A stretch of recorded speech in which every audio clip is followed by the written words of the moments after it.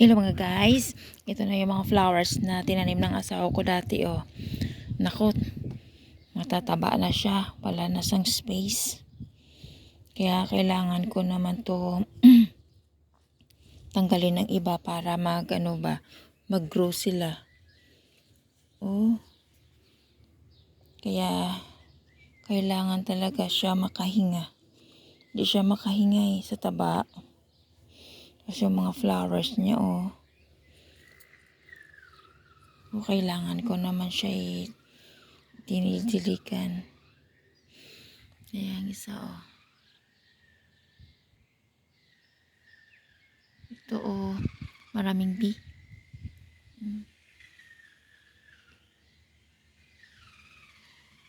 Sana lumilipat.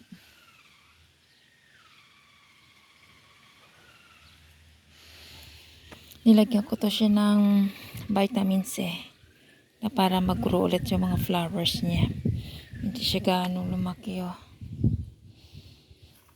Na maganda siya oh.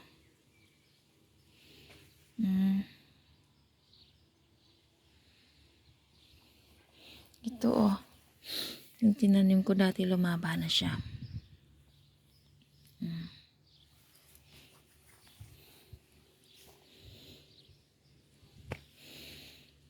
Ayan. Kailangan ko ito gupitin para magkaroon siya ulit ng mga flowers. Ito. Ay nako po. Kailangan gugupitin ko siya. Ito oh. Kailangan marami siyang flowers eh. Ito din oh. Gugupitin ko to siya. Yung yan. Ay, hindi pa siya umaba.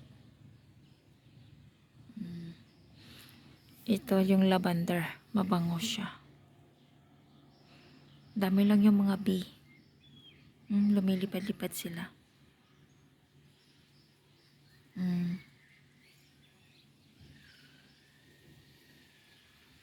Makulimlim ngayon eh. Ewan ko ba? Makulimlim na, wala naman ulan. Ito yung mga damo-damo na ini. Marami pa siya mga babies. Kailangan uy.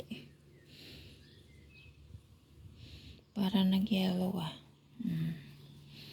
Ano siya oh. Tapos papakita ko sa yung iba. Ito pala yung sa harapan namin. Ito kailangan naman to yan oh. Maganda no? Sa harap ng bahay.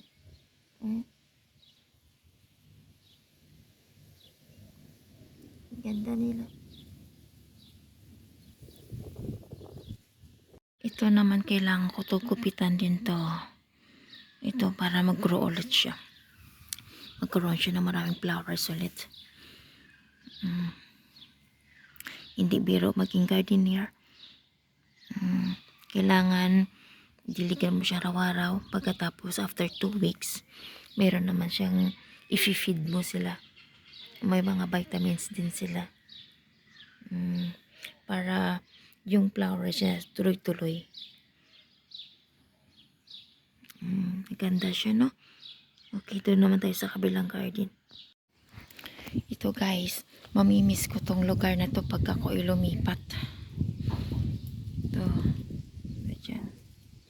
Ito yung mga bulaklak na tinanim ng asawa ko dati. Yan. Kasi hindi ko pa alam kung saan ako eh.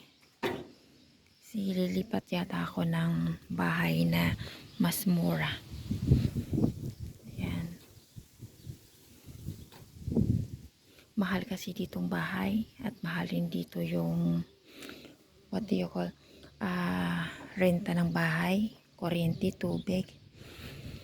Mas mahal dito. Grabe.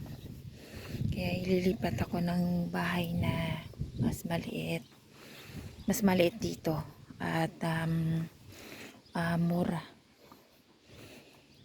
Ito rin lavender din to siya. Ito siya. Lavender din siya. Mabango to. Yan. Ito yung flowers ko. Ito yung dilya ko. Wala pa siya. Dinidiligan ko rin to araw-araw. Ito yung mamimiss ko dito sa garden ko. Siya. Ito yung tanim ko. Hindi siya katulad sa asawa ko noon na flowers. Ito maiksi. Na siya.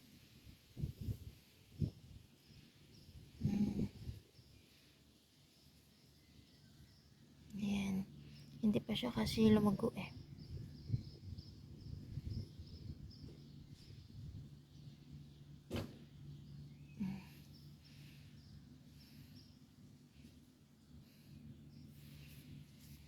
Siya. Tara sa kabila na naman.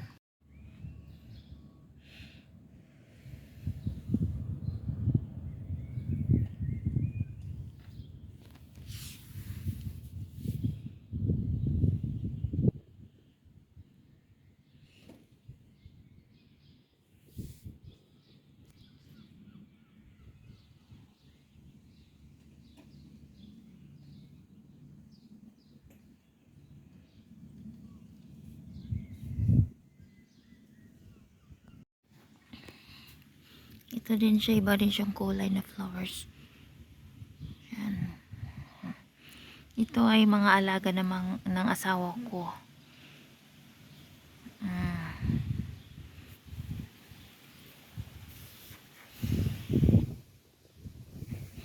Ayan. Magaganda siya, no? Lalaki.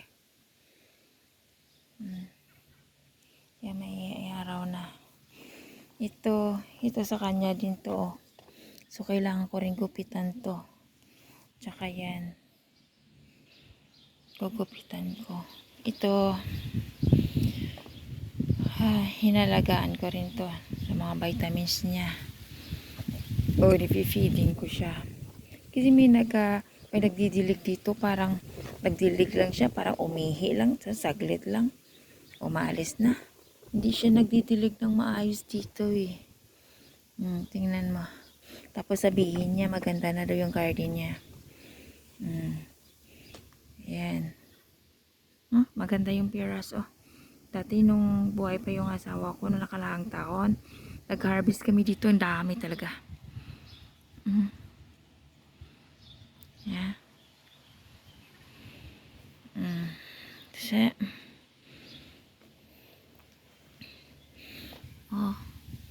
yan ang iba dito. Tinanim ko ulit siya. Ito, tinanim ko to ulit eh. Yan. Ito din na. Yan. Tapos, ang ayan, yung iyan, ayan, yung may-ari niyan, patay na rin yan. Nung itong April lang. Tapos, ayan yung sa asawa ko. Tinanim ko yan noong April din. Yan, sa kanya din yan. Yun, namatay din yung asawa ko, kaya dalawa sila dyan. Oh. Yan, mga flowers.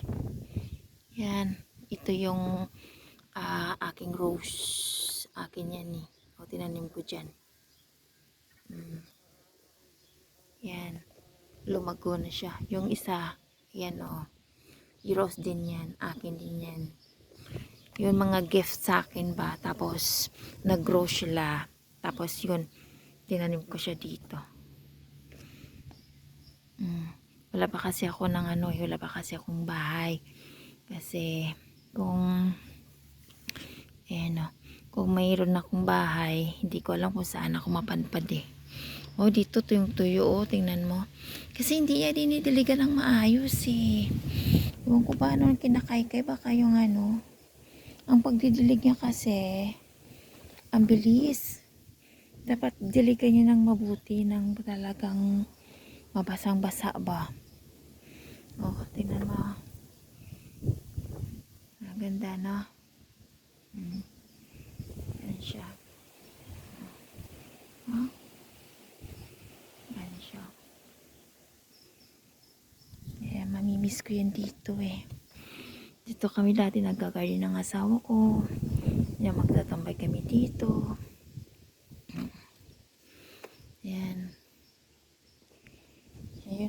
mag-isa. Uy, ang buhay nga naman, no. Tapos, ayan ang yellow na yan. Dati, dito yan sa babae. Dito. Yan. Tapos, gusto ng asawa ko yan itatapon. Sabi ko, hindi. Itatanim ko yan dyan. Tingnan mo. Tumaas na siya at gumanda. Namulaklak na siya. Diba? Kasi sabi niya, itapon niya raw. Pero sabi ko, wag. Ayan. Yung paso na yun, wala pang laman eh. Dapat nilagyan nila yun ng flowers. Naku po, iwan ko kasi sa kanila. Oy. Ayan. Di kailangan lang to diligan siya. Ayan na oh. Naku, wala na yung asawa ko. Wala na ako mautusan.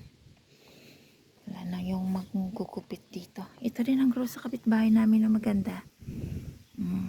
Alaga niya rin yan eh. Oh. Ito siya. Nasa paso lang siya.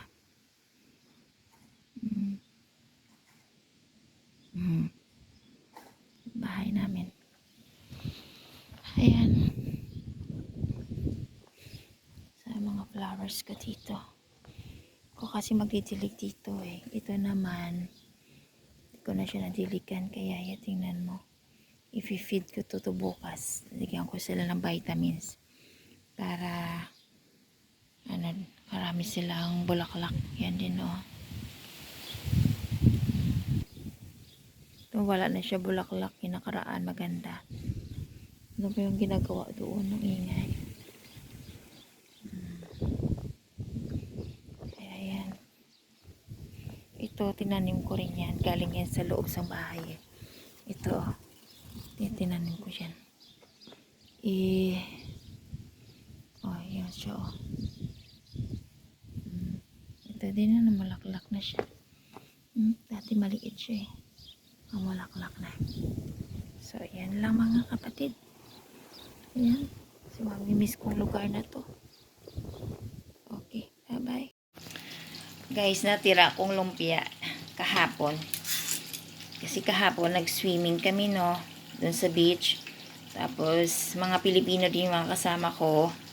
Tsaka yung sister-in-law ko. Nagdala ko yung mga pagkain. Tsaka, alam mo naman Pilipino, pagka nag-swimming, may kumplito talaga. Yan, para na picnic kami doon. Tara, tikman na natin yung ating lumpia. Ito siya.